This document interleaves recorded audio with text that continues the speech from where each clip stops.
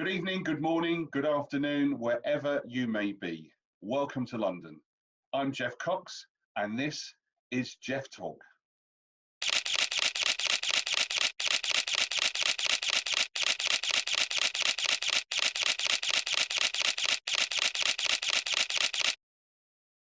For this episode of Geoff Talk, we've brought together some of the industry's finest to discuss the future of fashion in a post-Covid-19 world. Louise Haas is a London-based, Vogue-published German model and businesswoman. She's walked the main stages at London and Paris Fashion Weeks, to name just two, and has been described as a modelpreneur, combining international modelling with business ventures, including her own beauty brand, Enki Cosmetics. Poppy Canny is a young emerging talent in the world of influencers. She's amassed over 15,000 Instagram followers in a relatively short time and commands a regular individual post engagement of over 1,500. She's currently sitting her fashion HND and is also partner in a retail jewellery business in her hometown of Kirkcaldy. Anna Senkara is an award-winning presenter and journalist with Poland's largest television network, TVN. She co-presents and reports for the hugely successful breakfast show Dzień Dobry. In 2016, she was recognised with a Royal Television Society Award and is regularly seen at major fashion events. Welcome to my guests, Louise Haas, Poppy Canny and Anna Senkara. Welcome to Geoff Talk. Hey Geoff. Hi, how's you all? I want to start off with this particular conversation by asking you, how has your perception of fashion and your attitude towards it changed during lockdown, if at all? And maybe also your own personal shopping habits. Can I ask you, Louise, first to come back to us on that? Yes, absolutely. So I'm obviously a professional fashion and runway model. I'm also working as a distributor for cosmetic brands, plus I have my own cosmetic brand, Enki Cosmetics. So this is why my perception of fashion is pretty commercial. So I've never had any particular tendency towards I just go and buy these types of things, or I only buy these types of things, or I never had a tendency towards investments. I always looked at the commercial side of it. What is it that sells, or where can I tap into an opportunity, into a commercial opportunity? So you personally, do you just focus on what you like, or are you a little bit of a label dolly as well? That is an interesting question. I think we all look at something that we particularly like. I, as a model, had the privilege of getting a lot of sponsored clothing, for example, from designers. And I also look at where's the value for money if I look at my personal spending habits. But I'm quite rational when it comes to spending on clothes, because of sponsorships, for example, from designers. Of course. But has your attitude changed during the lockdown? To be honest with you, I don't think my attitude towards fashion has changed that much. I see myself rather as someone who's observing it a little bit from above. For example, friends of mine are distributing fashionable face masks, for example. I think this is the only fashion item which is in demand now, and which has become very, very trendy. You see it all over social media, and you see it outside when you go and do your daily shopping, or you do your daily run, or your walk. Coming back to your question, I think the attitude hasn't really changed from my side. I'd rather look at what is it that people buy, or what is it that's in demand. But I have personally not done any purchases since the lockdown. I think if you cannot go out and cannot join any events, you cannot go anywhere and socialize, then why should you invest in something that you may not need? And how about Poppy? I'd love to hear your views on that. Has your attitude changed at all, or your perception of fashion during lockdown? I don't think it has, to be honest. In terms of my attitude, I don't think it has. But in terms of buying habits, that's not changed either. I bought a lot before, and I have not stopped buying clothes.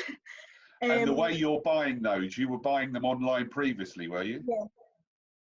Mainly, yeah. Sometimes I'd take like a little trip to Edinburgh, and I'll go on a shopping day. But in Kirkcaldy on my high street, there's not much choice. We've only really got New Look, Dorothy Perkins, places like that. So I generally shop online, and I definitely haven't stopped. What about you, Anna? Because like Louise, you skip between countries, don't you? Between Poland and the UK. Louise skips between her country of origin, Germany, and the UK. I mean, has yours changed at all, or do you see the same pattern? Well, the thing is that I'm a television journalist, so looks have been always so important to me and just so important in my industry. So it still is, but for me personally, just for slightly different reasons, because since we are on lockdown and we are all stuck at homes, it's just so important to me to treat this as an opportunity whenever I get a chance to leave and just to go out filming, I just look as the best version of myself, So I treat fashion nowadays as a tool which is really uplifting, I'd say, sort of like a therapy, and I think it also matters to my viewers because whether they are, I don't know, at home or just dating, they could get really inspired by it, and you're just basically, for instance, wearing your loungewear and suddenly you see someone who displays a pretty polished look, so you're just like, oh, maybe there is also a chance for me that I won't be this caveman afterwards, because it's so important that we take care of ourselves during these times. I think it's really so important for our brains also, so fashion is like medicine a bit here also for our brains.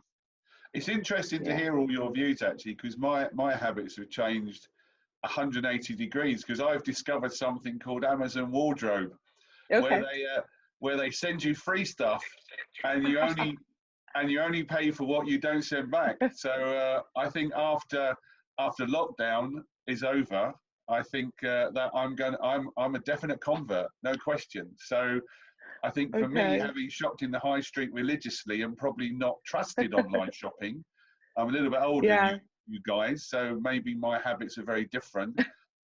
Once I worked out how to not that much, but once I worked out how to properly open the packaging so I could reseal it again and wasn't just ripping it to shreds. Once I worked that out, exactly. I've been trying on more shoes than you probably own. So so I think it's affecting people differently, and I think it also depends on what your habits were. Poppy's probably completely laughing at me because the whole thought of ordering online for her is just a very natural thing to normally do. Coming in every day.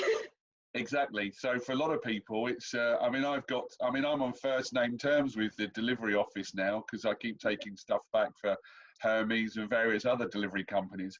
So I think it does depend on where you were before and the kind of things you're buying, which gets me on to my next point, which is quite a complex one in many ways, but the future of the high street versus online. There's going to be a lot of people, I imagine, in the same position as me that suddenly will think, well, that was so easy. It's delivered the next day. I send it back. I only pay for what I'm keeping. How can the high street possibly compete with that? Maybe Anna, you could come back first on that one. Yeah, I was thinking about it, and I think it's a very interesting point you're making here, because the thing is that we are really getting used to, like you, to shopping online. So I'm sure that we won't be giving it away easily afterwards if the world, let's say, more or less comes back to normal. And however, on the other hand, you know, shopping, physical shopping is a true experience, I'd say. So there was so many times when I was hitting high street with my friends or just alone. Also, maybe I don't want to say to reward myself, but you know, it was always a kind of a pleasure. But just then again, just imagine high street, this after COVID high street, or this after lockdown high street, with all those safety measures and stuff, like 15, 20 people in the store wearing masks, maybe not, but still no fitting rooms. You know, you miss basically half of the experience. So I don't really know how it will work. And to be honest, I was just recently filming at Oxford Street. Just I was passing, you know, on a bus. We were filming a different piece, not a fashion piece. But it was really such an eerie, you know, landscape. It was unbelievable, like a ghost town, literally. Yeah. You are very right in making the point about the experience of shopping, and it's Yeah. day out, and it's actually being touchy-feely, isn't it? And we don't want to become too isolated as a society. What about you, Louise? Because obviously you're traveling a lot with work and you're seeing things from a professional and commercial angle. What about you? Is it nice to pop into a shop still, or do you just simply not have the time, or you've got so much free stuff you don't need to? Generally speaking, I have never been a vivid shopper myself, so my shopping habit was more or less, if I really needed something, I just went and get it, or I went online, but I was never an emotional type of shopper. But from what Anna said, I absolutely agree with her, saying that the the shopping experience will always be there. I mean, it's a lifestyle. And also, it's seeing who survives when we come out the back of this. Now, I want to go to Poppy now from a slightly different angle, because Poppy, your mum runs a jewellery business, doesn't she? And which has a high street and online presence. I mean, has she seen the impact of that over this time? Is there a lot of focus on online? Has the business still tipped over, or has it completely come to a standstill?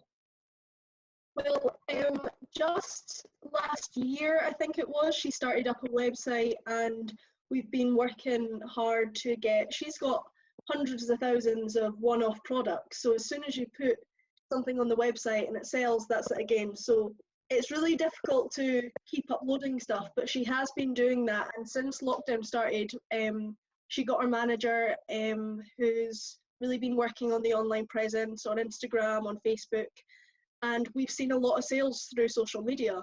My mum's also been doing deliveries to people around Kirkcaldy for free,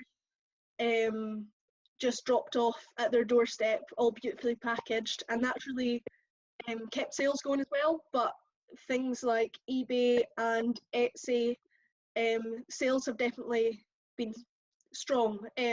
Obviously not what they would be like having both online and in store, but they've not stopped. And you make an interesting point about businesses having to adapt to survive. 100%. I've got my own little business. I've had it since I was 8. Over like 11 years it's evolved, and for the past 3 years it's been more bath bombs, bath melts, soaps, stuff like that, from a company called Bomb Cosmetics. And just yesterday there, I made my Instagram page, and now I'm working on making a website, because obviously me not having anything online, my sales did stop. Being able to not do my mum's, because she has a Artisan Fridays market as well, so I normally set up a stall there, and I have a place in her shop, so there's always sales coming in every week. But it did completely stop for a couple months there, and just today I've had quite a good few orders just from starting it up, which is amazing. That is amazing. We're just going to take a short break, and we'll be back after that.